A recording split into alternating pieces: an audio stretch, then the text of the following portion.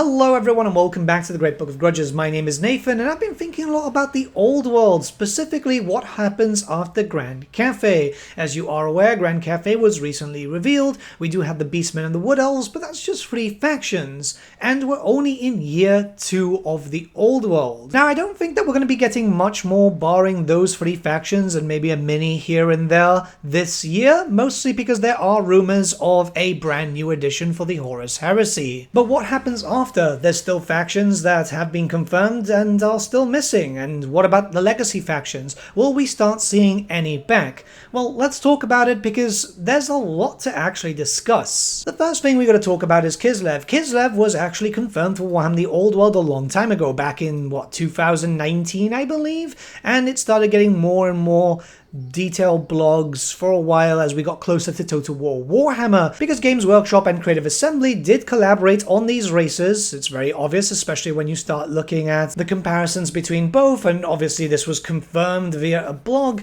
but Kislev is still missing. It's kind of sad, to be honest, as I was more excited for Kislev than I was Grand Cathay, who doesn't want Bear Rider units, right? Very similar to the Empire with the Demigryphs, but still bears. But still, here we are deep into the old world and nothing yet. Now there's all these rumors and speculation, given the current state of the world, that maybe they're just going to wait for Kislev, despite Kislev being more Polish in certain aspects. Well, it's a lot of Eastern Europe, so I don't believe that Kislev has been shelved. It's more that they aren't central to the story just yet. The Great War hasn't started yet. Hell, we don't know what even's going on with Asavarkul. We know that something's happening up north, but until then, Kislev isn't really needed. Cathay, on the other hand, will sell a lot more, so they wanted to push that. But I do think Kislev will come down later down the line when the story starts progressing. Here's hoping it won't be too long until we start getting some good novels. And I think it's going to be closer to a potential hypothetical 2nd edition. I feel like the 3rd year for the old world might not have much, barring maybe the return of a legacy faction. But in the 4th year, Games Workshop will probably want to do another edition because we're on that 3-year cycle, and that would be the perfect time to drop a brand new race or faction, because it's a lot of money there, especially if it's all going to be plastic like Cathay was, which I'm feeling really optimistic about. But that's not all. I do think that we are going to get the return of legacy factions as time progresses, maybe even in the next year. The old world map might have a few hints of what's to come to the future alongside the rulebook. The map is getting larger and larger. Now, it's very important to note that just because the map is getting fleshed out doesn't mean that these areas are going to be filled out with playable factions. I don't imagine the Chaos Dwarfs anytime soon, for example, but I do imagine some others. So we have to go around it. There are some little hints, I do believe, and there have been some rumors kind of supporting those, so let's jump right into them. The first thing we can talk about is the Dogs of War, the Southern Realms, or the Southern Kingdoms, whatever you want to call it. Games Workshop have been going through different names, and obviously they have different distinctions, but the Southern Realms themselves have been updated. The map was updated and redacted multiple times now. It's kind of funny when that happens, mostly because it was linked to some other stuff, which wasn't really a drama, but people tried to turn it into a drama. I think that this is going to be one of the playable factions maybe on the 3rd year. It makes a lot of sense considering the fact that 1, the models already exist. Yes, it would mostly be metal, but it's easy money from Games Workshop as they already have the cast done. And 2, there is easy room for expansion. Now, the reason why I'm saying this is because the rulebook has separate entries there for the Southern Kingdoms. It's one general entry, but then Talia and Estalia. This is in the same section where all the playable factions are, and soon to be playable factions, so it's kind of odd that right now that's here. I think we're going to get a Dogs of War book first, because it just makes a lot of sense, a generic Dogs of War mercenary faction in pure metal, and eventually down the line we could end up seeing Atalia and Estalia races being introduced properly. Their lore has been significantly updated as years have been going on through Cubicle 7. This is with Warhammer Fantasy Roleplay, but we might see a lot more during Warhammer the Old World Roleplay. We do know that these lore entries have to be approved by Games Workshop, so it's very much considered canon. But those are for later down the line. I really do think a Dogs of War book is going to be coming. It just makes a lot of sense. I'm happy to be proven wrong. It would be kind of sad, not gonna lie, but I just feel like this is something that they would look to as an easy revenue stream.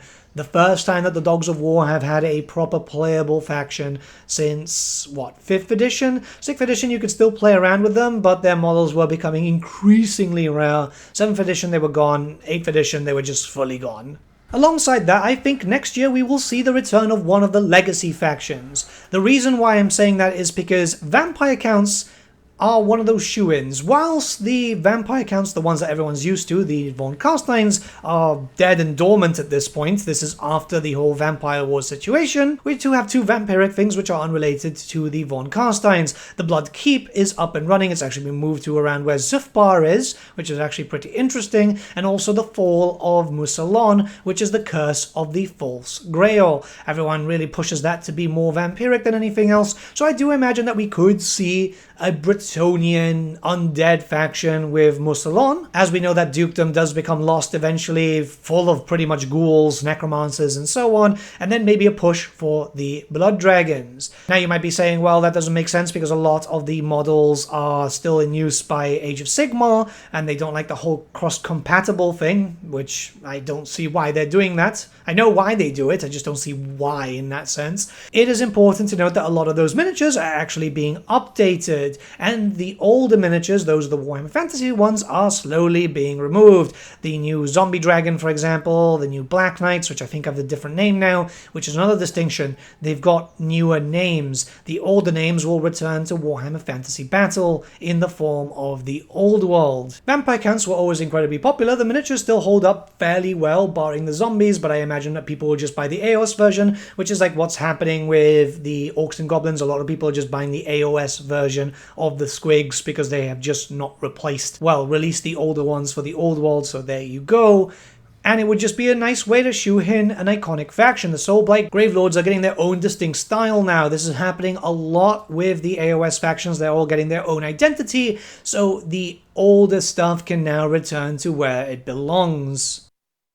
Now, I don't think that we'll get all the legacy factions anytime soon, but I'm looking to the immediate future, 1, 2, maybe even 3 years down the line. I do feel like the Ogre Kingdoms will return also.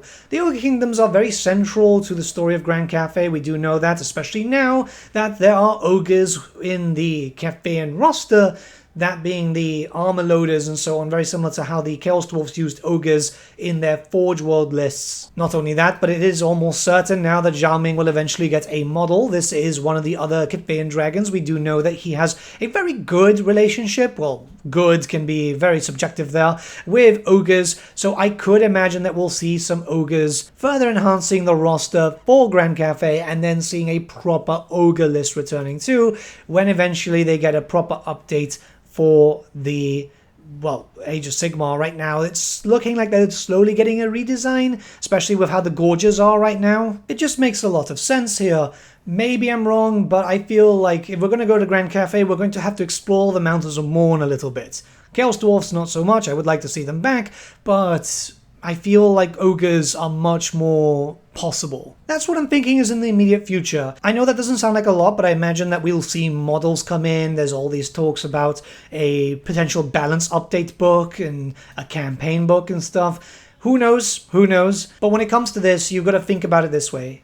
Games Workshop is pretty slow with releasing factions, and they've been very, very fast for the Old World, admittedly. Very, very fast. I do imagine they're going to slow down now so everything is online with everything else, because eventually if they go too quickly, well, the money is going to dry up for certain things, and that's the last thing we need. We don't want another repeat of the end times. There have been rumors that we might see some stuff in the future, though, you know, like Dark Elves coming back, which makes sense. There is a Dark Elven eventual invasion of Orthwan whilst the Great War kicks off. There's been some talk and chatter about a Hobgoblin list, which would be kind of nice because I've got a lot of those pewter Hobgoblins from back in the day. As long as we start seeing the legacy factions return slowly but surely alongside some new stuff, I think people will be pretty keen. I'm prepared for the slowdown that's to come. It's just expected. I know some people might be shocked, but I think so far the Old World's doing great, and yeah, let's hope for the best. Let me know what you guys think, what you think is coming next after Grand Cathay in the comments below. Let's start a bit of a discussion. I am trudging away at my Bretonnian list. I'm almost done for the big showcase next month, which is going to be over 300 miniatures, I think. I'm slowly doing the count up as I'm getting them painted. Trying to finish off 24 Knights Errant now. It's a bit of a slog. I'll see you all again very soon, guys. Have a great day. And yeah, I'm going to have a little break, though, and I'm going to go back on Oblivion Remastered because I'm having a lot of fun with that. It's nice to relive the childhood a little bit. See you guys.